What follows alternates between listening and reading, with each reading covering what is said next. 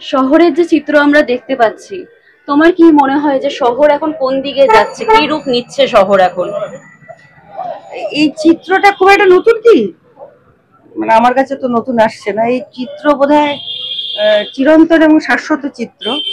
কারণ এই সমাজ, যদি সমাজের সমস্ত মহিলারা একসঙ্গে বলতে শুরু করে তাদের প্রতি নির্যাতনের কথা, সে ঘরে হোক, বাইরে হোক, আকাশে হোক, জলের তলায় হোক, সব জায়গায়, সব ক্ষেত্রে, সব কর্মক্ষেত্রে সব সময় নির্যাতিত মহিলারা চুপ করে থেকেছে বেশিরভাগ ক্ষেত্রেই বলে এতদিন ওরা মানে সেটা বাড়তে বাড়তে এমন একটা পর্যায়ে গিয়েছে যে তাকে আর আমরা কন্ট্রোল করতে পারছি না।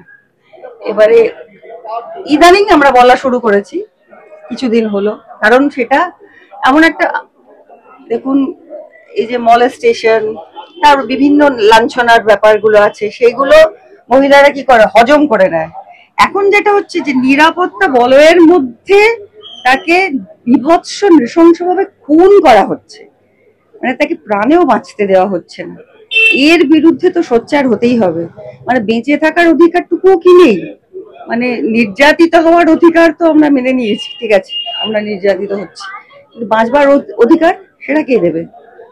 সেই জন্য আজকে হয়তো শহরের চিত্রটা একটু অন্যরকম লাগছে, কারণ সোচ্চার হয়েছে।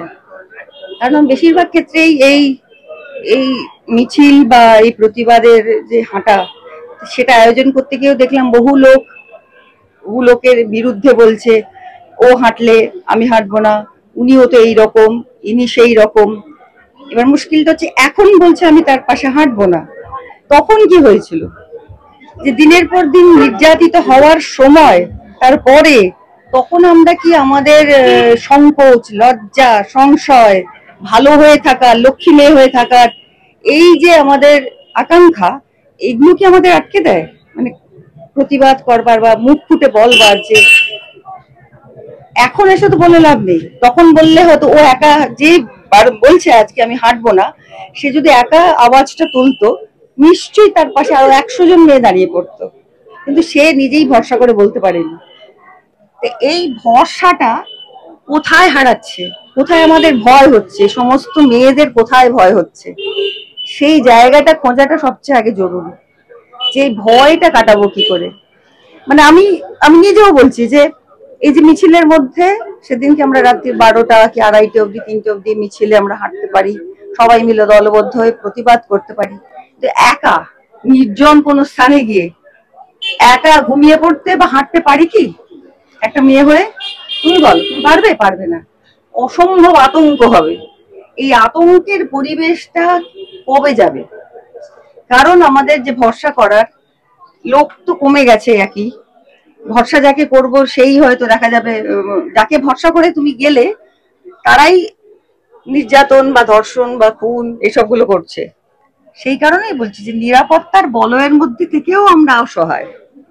এটা হচ্ছে সবচেয়ে দুর্বলতার জায়গা একটি সমাজের। তারপর আসছি যে আমি একা রাস্তায় হাঁটতে পারবো কিনা, সেই ভরসাটুকুর জায়গা। একা রাস্তায় হাঁটছি, কিছু খারাপ লোক থাকবে, দুর্বৃত্তের তো অভাব হয় না।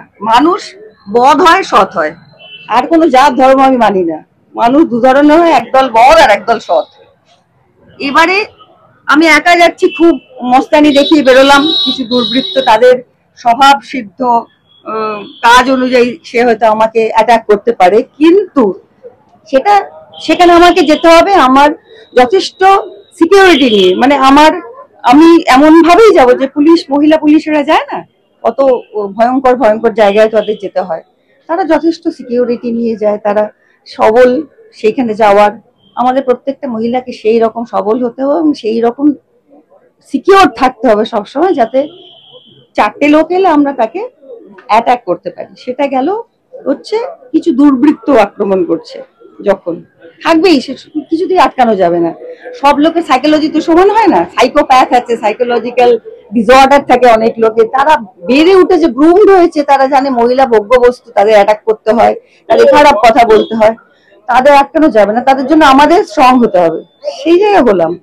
কিন্তু যে জায়গায় আমরা স্ট্রং থাকা অবস্থাতেও আমি জানি এখানে আমার কর্মক্ষেত্র বা এখানে আমি নিশ্চিন্তে বিচরণ করতে পারি, নিরাপত্তার বলয়, সেখানেও সেখানেও এরকম বিভৎস ভাবে নারী পুরুষ নির্বিশেষে সবাইকে মরতে হচ্ছে, লাঞ্ছিত তো দূরের কথা, মরতে হচ্ছে, খুন হতে হচ্ছে, অত্যাচারিত হতে হচ্ছে।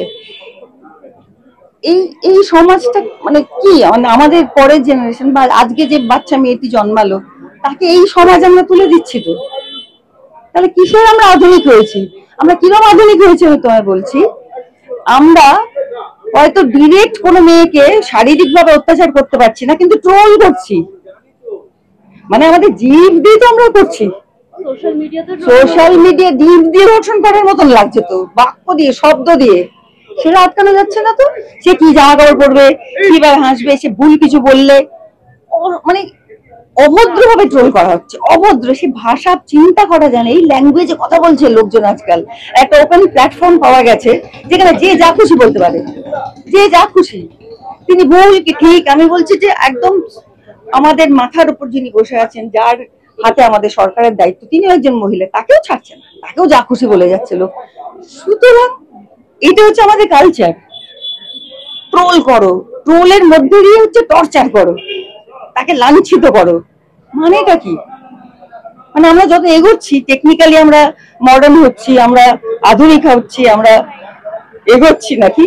এই এগোনোর যদি এই পরিণাম হয়, আমি যাই না কেন, মানে একটা প্ল্যাটফর্ম পেলেই, যে কোনো প্ল্যাটফর্ম একটা পেলেই, মানে সেটা রেলওয়ে স্টেশনের একটা নির্জন প্ল্যাটফর্ম হোক, ফেসবুকের প্ল্যাটফর্ম হোক, মহিলাদের আমরা আক্রমণ করব কিছু দলবদ্ধ কিছু লোকের।